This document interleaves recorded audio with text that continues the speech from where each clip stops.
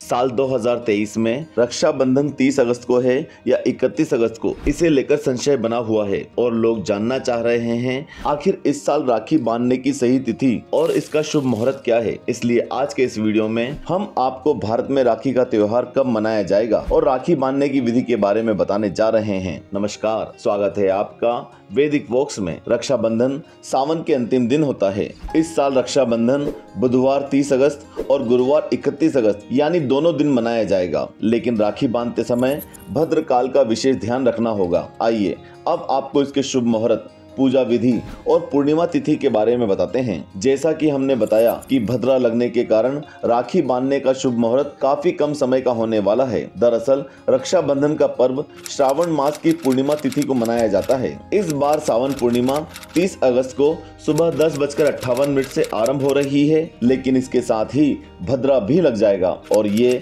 30 अगस्त को रात को 9:01 पर समाप्त होगा, क्योंकि भद्रा काल में राखी बांधना निषेध माना गया है। इसलिए 30 अगस्त की रात 9:01 से लेकर 31 अगस्त की सुबह 7 बजे पूर्णिमा तिथि समाप्त होने तक रक्षाबंधन का त्योहार मनाया जा सकता है। ज्योतिषियों के अनुसार भी ये मुहूर्त बेहद शुभ और मंगलकारी होगा। वैसे आपको बता दें कि शास्त्रों में भाई को रक्षा सूत्र बांधने के लिए दोपहर का समय उत्तम माना गया है, क्योंकि इस बार दोपहर के समय भद्रा का साया है, इसलिए प्रदोष काल में राखी बांधना उचित होगा। हालांकि प्रदोष काल मुहूर्त 30 अगस्त की रात 9:01 से 9:05 तक केवल 3 मिनट का है। और अब राखी बांधने की विधि। राखी वाले दिन बहन और भाई दोनों सुबह के समय पर उठ जाएं और नहा धोकर स्वच्छ कपड़े धारण कर भगवान शिव और मां गौरी का पूजन कर पितृ तर्पण कर सूर्य नमस्कार करें। सर्वप्रथम पितरों को राखी बांधें। आपके घर में लड्डू गोपाल जी हैं तो उनको राखी बांधें। अन्य देवी देवताओं को राखी बांधकर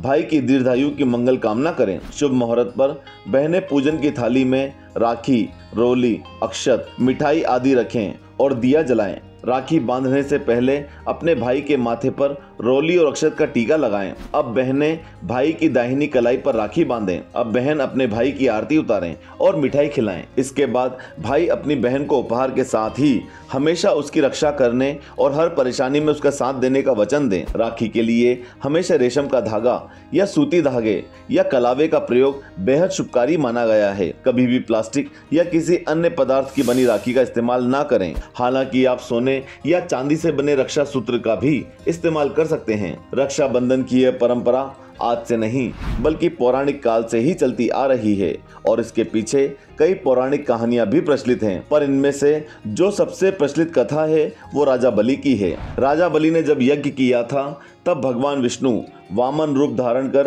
राजा बलि से 3 पग भूमि मांगकर 2 पग में संपूर्ण धरती, आकाश, पाताल तीनों को नाप लिया और तीसरा पग राजा बलि के सिर पर रख राजा बलि की दानशीलता से प्रसन्न होकर कुछ मांगने को कहा। तब राजा बलि ने कहा, हे नाथ, 4 मास तक आप पाताल लोक में निवास करना। भगवान ने तथास्तु कहा। ऐसी मान्यता है कि तभी से भगवान विष्णु 4 मास लक्ष्मी जी को स्वर्ग में छोड़कर पाताल में निवास करने लगे। रक्षाबंधन के दिन लक्ष्मी जी स्वर्ग से रिमझिम करती हुई उतरी और राजा बलि को भाई बनाकर राखी बांधी। भाई भतीजे भाभी को राखी बांधी। तब राजा बलि उपहार स्वरूप हीरे मोती का थाल भेंट करने लगे। तब लक्ष्मी जी ने कहा, भैया हीरे मोती तो बहुत हैं, मुझे तो मेरे पति दे दीजिए। इस प्रकार स्नेह पूर्वक राजा बलि ने भगवान विष्णु और लक्ष्मी जी को विदा किया। पौराणिक कथाओं के अनुसार आज भी लक्ष्मी जी अपने भाई को राखी बांधने आती हैं। वैसे कई लोगों का ये प्रश्न भी है कि भद्रकाल में राखी क्यों नहीं बांधनी चाहिए। ऐसा इसलिए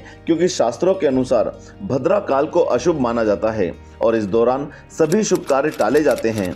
ऐसे में भद्रा काल में बहनों को भाई की कलाई पर राखी नहीं बांधनी चाहिए। ऐसा करने से भाई के जीवन पर संकट आने की आशंका होती है। इसके साथ ही बहन के जीवन पर बुरा असर पड़ सकता है। बताया जाता है कि रावण की बहन शूर्पणखा ने भद्रकाल में रावण को राखी बांधी थी, जिसके परिणाम स्वरूप उसके और उसके पूरे वंश का विनाश हो गया। तो भाइयों और बहनों, ये थी रक्षाबंधन से जुड़ी संपूर्ण जानकारी। आपको वीडियो कैसा लगा हमें कमेंट बॉक्स में कमेंट करके बताएं और वीडियो को लाइक कर ज्यादा से ज्यादा शेयर करें। जय श्री कृष्ण।